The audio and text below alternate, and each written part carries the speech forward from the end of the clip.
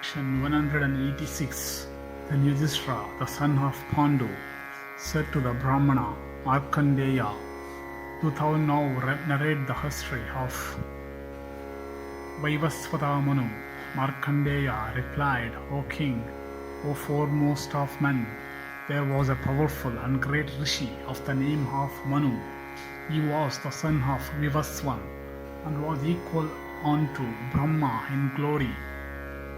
And he far excelled his father and grandfather in strength, in power, in fortune, as also in religious austerities. And standing on one leg and with uplifted hand, that lord of men did severe penance in the Jujubi forest called Visala, and there, with head downwards and with steadfast eyes, he practiced the rigid and severe penance for 10,000 years. And one day, while he was practicing austerities, there with wet cloths on and matted hair on head, a fish approaching the banks of the Chirini addressed him thus, Worshipful sir, I am a helpless little fish. I am afraid of the large ones. Therefore, do thou, O great devotee, think it worth thy while to protect me from them, especially as this fixed custom is well established amongst us, that the strong fish always preys upon the weak ones. Therefore, do thou think it fit to save me from being drowned in this sea of terrors. I shall requite thee for thy good offices. On hearing these words from the fish, Vaivaswata Manu was overpowered with pity, and he took out the fish from the water with his own hands. And the fish, which had a body glistening like the rays of the moon, when taken out of the water, was put back in an earthen water vessel. And thus reared that fish. O king, grew up in size, and Manu tended it carefully like a child. And after a long while it became so large in size that there was no room for it in that vessel. And then, seeing Manu one day, it again addressed these words to him, Worshipful sir, do thou appoint some better habitation for me. And then the adorable Manu, the conqueror of hostile cities, took it out of that vessel and carried it to a large tank and placed it there. And there again the fish grew for many a long year. And although the tank was 2 yojanas in length and 1 yojana in width, even there, O lotus-eyed son of Kunti and ruler of men, was no room for the fish to play about. And beholding Manu, it said again, O pious and adorable father, take me to the Ganga, the favorite spouse of the ocean, so that I may live there. Or do as thou listest, O sinless one, as I have grown to this great bulk by thy favor, I shall do thy bidding cheerfully. Thus asked the upright and continent and worshipful Manu, took the fish to the river Ganga, and he put it into the river with his own hands. And there, O conqueror of thy enemies, the fish again grew for some little time. And then, beholding Manu, it said again, O Lord, I am unable to move about in the Ganga on account of my great body. Therefore, worshipful sir, do thou please take me quickly to the sea, O son of Pritha.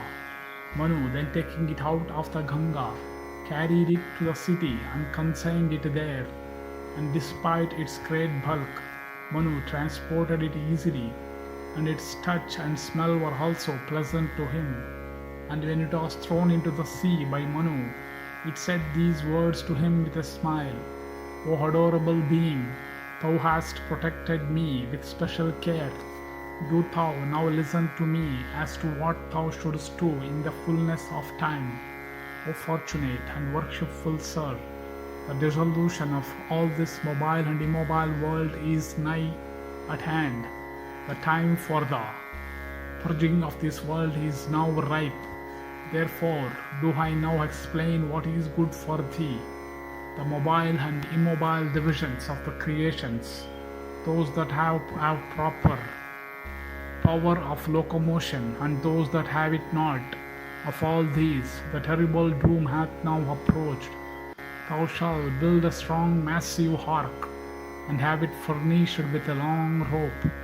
On that must thou ascend, O great Muni, with the 7 Rishis, and take with thee all the different seats which were enumerated by regenerate Brahmanas in days of yore, and separately and carefully must thou preserve them therein. And whilst there, O beloved of the Munis, thou shalt wait for me, and I shall appear to thee like a horned animal, and thus, O ascetic, shalt thou recognize me, and I shall now depart, and thou shalt act according to my instructions, for without my assistance thou canst not save thyself from that fearful flood. Then Manu said unto the fish, I do not doubt all that thou hast said, O great one. Even so shall I act. And giving instructions to each other, they both went away.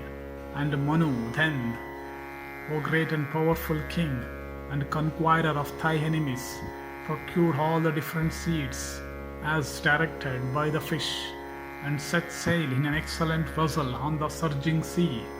And then, O Lord of the earth, he bethought himself of that fish, and the fish too, O conqueror of thy enemies, and foremost scion of Bharata's race, knowing his mind, appeared there with horns on his head.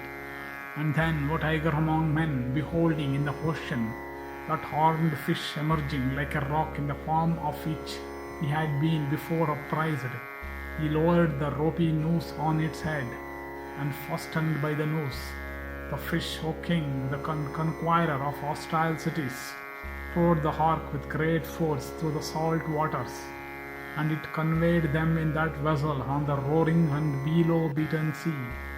And O conqueror of thy enemies and hostile cities, tossed by the tempest on the great ocean, the vessel reeled about like a drunken harlot, and neither land nor the 4 cardinal points of the compass could be distinguished, and there was water everywhere, and the waters covered the heaven and the firmament also. And O bull of Bharata's race, when the world was thus flooded, none but Manu, the 7 Rishis, and the fish could be seen. And O king, the fish diligently dragged the boat through the flood for many a long year, and then, O descendant of Kuru, and ornament of Bharata's race, it towed the vessel towards the highest peak of the Himavat. And O Bharata, the fish then told those on the vessel to tie it to the peak of the Himavat. And hearing the words of the fish, they immediately tied the boat on that peak of the mountain. And O son of Kunti, and ornament of Bharata's race, know that high peak of the Himavat is still called by the name Naubandhana, the harbor. Then the fish, addressing the associated rishis, told them these words, I am Brahma, the lord of all creatures. There is none greater than myself. Assuming the shape of a fish, I have saved you from this cataclysm. Manu will create again all beings, gods, asuras and men, all those divisions of creations, which have the power of locomotion and which have it not. By practicing severe austerities, he will acquire this power, and with my blessing, illusion will have no power over him. So saying, the fish vanished instantly, and Vaivaswata Manu himself became desirous of creating the world. In this work of creation, illusion overtook him, and he therefore practiced great asceticism, and endowed with ascetic merit. Manu, O ornament of Bharata's race, again set about his work of creating all beings in proper and exact order.